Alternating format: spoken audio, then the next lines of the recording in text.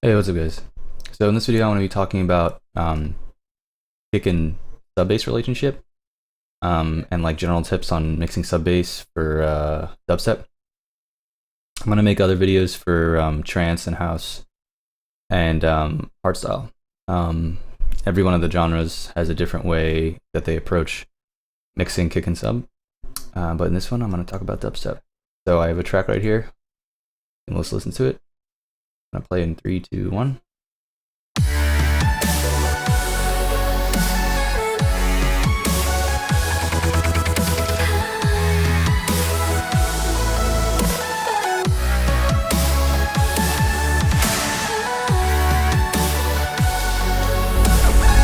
Oops. Cool. Okay, so if you thought that mix was cool, if you thought the sub bass and kick relationship sounded good to you, then keep watching. If you thought it sucked, then stop watching, and it'll save you a lot of time. All right, so before you can even like mix sub bass and kick, you need a accurate way to listen to it. So whether that means you have headphones that you trust or monitors that you trust to accurately represent the low end. Oops. You need something like that. I have a subwoofer in my room that helps me listen to my sub bass, but I also check with it off on my monitors, and I also make sure it sounds good in my headphones. So, I approach mixing my sub bass using as many playback systems as I can and every setup I can to make sure it sounds correct.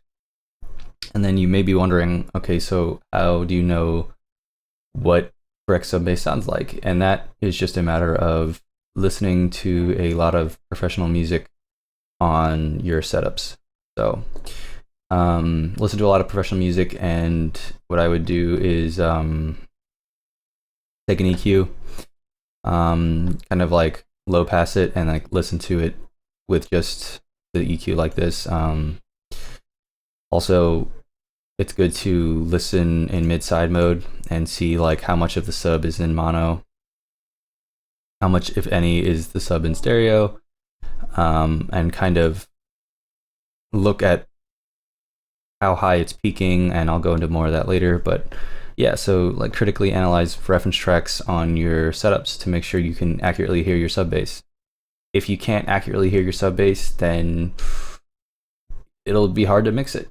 Not saying it's impossible, but it's definitely easier when you can actually hear your sub bass to mix the sub bass.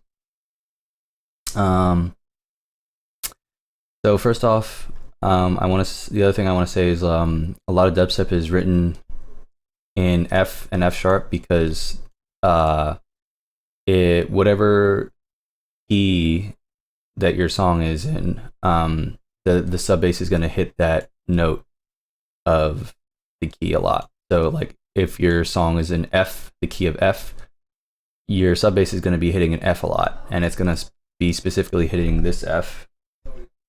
So this F right here. So a good way to know if your setup is lacking is if you can't hear this F very well, then you might run into issues with trying to actually mix your sub bass. The reason why people pick this F, so by the way, this is just a pure sine tone. It is just a pure sine wave inspire. That's the way I kind of think about what a sub bass is. It's just a pure sine. And we can talk about like distorting that later and layering it, but this is kind of what I would consider like a pure sub. It's just a sine. There's other ways to make like this type of sound, like with triangle waves and stuff like that, but for now we're just going to talk about the sine. So if you can't hear this F, then that could be issues for you. So this F is at 44.8 hertz, and a lot of dubstep music is written in F. The reason being is because it sounds really powerful, and it'll translate across a lot of systems well. F sharp is also another common key.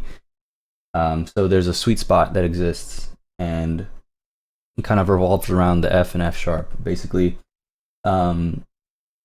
sub bass tones that hit like F sharp all the way up to this A at like 55 hertz sound really good in the club. They're really powerful and they'll shake your chest in the club.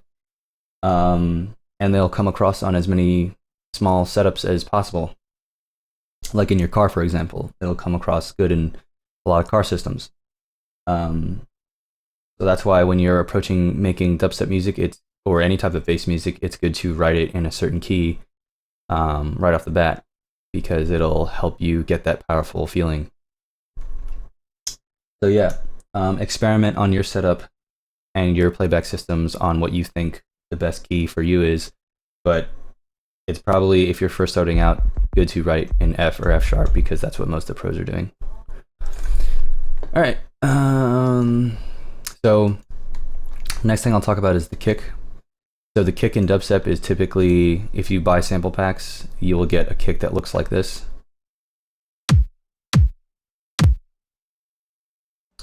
So it's basically something that does not have a large fundamental subtone. So in order, the way kicks are generated is you have a sine wave and or triangle wave, whichever, some type of tone like that, and you pitch modulate it as illustrated in this kick synthesizer, and the pitch will kind of fall down and then stagnate in house kick. So we see that the house kick has this, and I talked about this in my 808 tutorial, so you can go see that. But basically, this house kick has this large fundamental tone here. In a dubstep kick or a drum and bass kick, the pitch modulation is different. It kind of like hits here and then comes down, and that gives it this like rock without the big, huge fundamental tone. The reason why that's nice is because the fundamental tone is now being supplied by our sub layer. So yeah, so simply getting a good dubstep sample pack or using the drum and bass presets in Nicky Kick is a good way to kind of make sure that your kick is not interfering with your sub bass. I've written dubstep using like trance kicks before, and you can totally do it. It's just, if you want to be like the pros, that's what the pros are doing.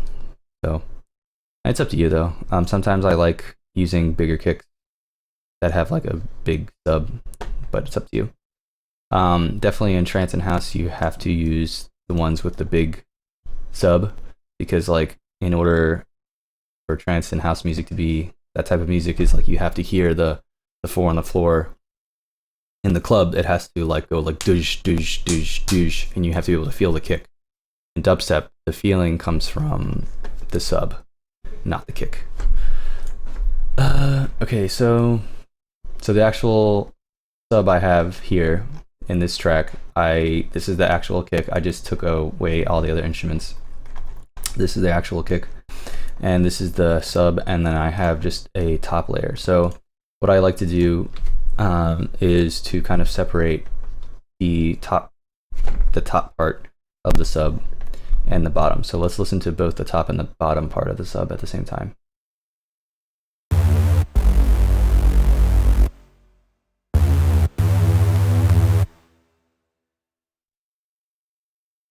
So the top part of the sub is just a detuned saw.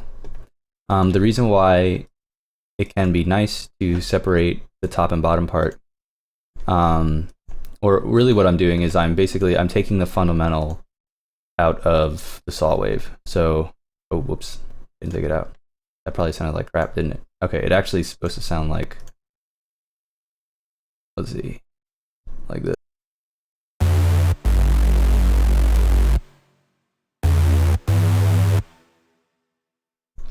Yeah, so basically I take the fundamental out of my top layer, and then I supply the fundamental with my pure sine wave. So this is, you can see I just take out all the low end of this saw, this detuned saw, and then I allow my sub to kind of occupy that region.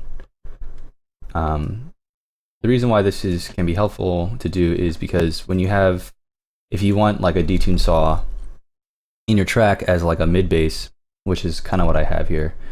I basically have like a isolated sine tone sub and then like a mid bass saw wave. basically what this allows us to do is we can have the mid bass in stereo, and we don't have to worry about the sub kind of oscillating due to the phasing. So when you detune a saw wave like so, you get phase cancellation. So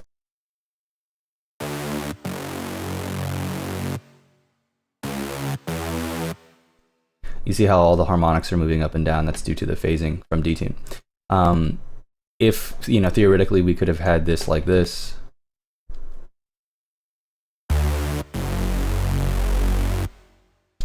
and now we have our fundamental slash sub layer in there, but it would be phasing. It would also be stereo. And that can cause issues, but you can certainly have a stereo sub, contrary to what people tell you.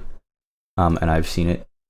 I guess I'll mention that. So a lot of people will tell you to have a mono sub, and there's some reasons for that. But I think the main reason people will tell you is because when you're cutting to vinyl, it has issues actually cutting to vinyl when you have a stereo low end. But since I don't really plan on cutting any of my stuff to vinyl, I don't really care about that. So I don't. That's all, you know. That's up to you whether you want to think about that. The other thing is people will tell you, you know, club systems are in mono. And really, I think that only actually really matters like is if you have something that's so completely stereo that when you finally collapse your track to mono, it gets lost. And really, if you have some phasing in your low end, that's not going to happen.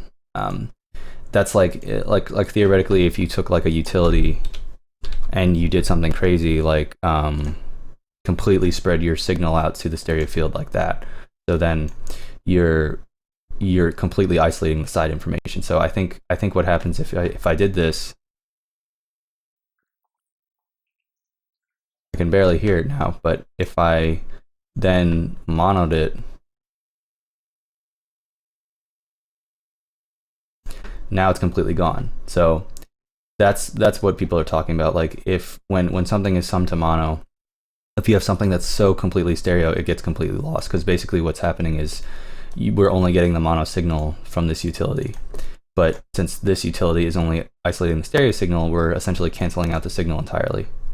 So that's what people tell you when you should, you know, check your stuff in mono, just to make sure you're not losing elements. And really, if you have a normal mixdown, you shouldn't be losing too many elements, because you really shouldn't be spreading something out like that far. I mean, you can if you want. You just have to realize that if you sum it to mono, it might be lost. So that's all I'll about mono stereo. So yeah, you can keep your sub in stereo if you want. You can keep it in mono. A little trick which you can do is just use a mid-side EQ on your sub, and if you want to kind of like take out a little of like the mono with a stereo low end, you can just kind of do that and just take out a little of the stereo. If I do use a stereo stub, sometimes I'll do that just to clean up it a little bit. Like I'll keep some stereo information, I'll just reduce it. That's up to you whether you think it sounds good. What I would do is I would just take in a bunch of reference tracks and then see what your favorite artists are doing. It's probably they're probably keeping their sub in mono most of the time, but I have definitely seen it in stereo. Yeah, so that's all I'll tell you about that. And then actually mixing the kick and sub together. So what you want to do to mix your kick and sub is again, you want to use reference tracks. So what I would do is like let's say for example that my track is like my reference track. So what I would do is I would kind of look at my reference track and then see where the sub is peaking. So I am going to turn up my track to normal levels, so it's going to be loud. So prepare your ears. Gonna play in 3, 2, 1.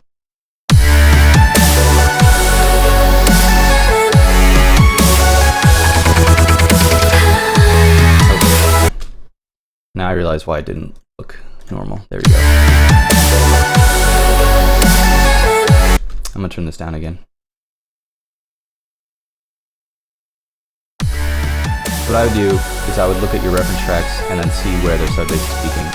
I purposely made this track to kind of emulate the references I was referencing, and I noticed that, you know, and you'll notice in a lot of pro tracks that their sub bass is kind of peaking around this area. So what I would do is I would take your frequency analyzer, try to find out where their sub bass is peaking, and their average loudness is, and try to match that as best as you can, within reason. You know, make sure it still sounds good in your ears. So the caveat with that is that you're kind of matching your levels to a professionally mastered track. So what you can do is you can, you know, take your reference track down by like 10, 13 dB or whatever, and then try to match your levels as that. And then after you match your levels, you can bring everything up in the mastering, like with your limiting and compression. Whoops. The other way you can do it is the way I actually do it is I actually mix into a limiter. I don't use Ableton's limiter, I use Maximus. But if you do mix into a limiter, you just have to, you know, it's good to know what the limiter is doing, and it's good to understand like how limiting works before you decide to mix into one.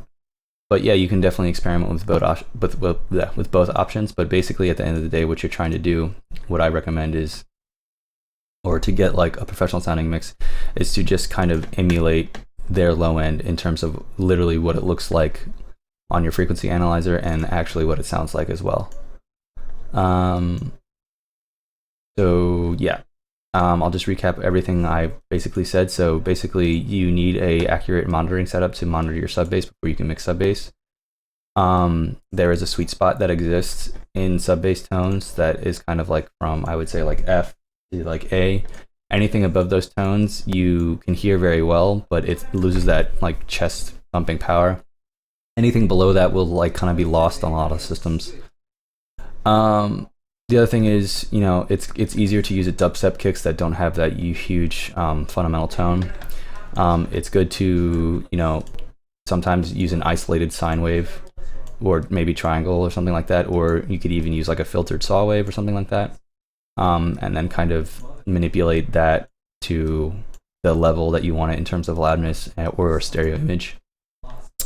And then yeah, this mid bass is kind of like just icing, but the reason I included it here is because it's the same MIDI information as the sub, so it's kind of like it's basically acting as its harmonic layer, I like to call it. And then yeah, in order to actually mix things together, it's good to try to match your levels to professional tracks. Like it's kind of hard to know like how loud your stuff is supposed to be unless you're actually referencing something. If you have a lot of experience, then you might already know like exactly how loud your kick and sub is supposed to be.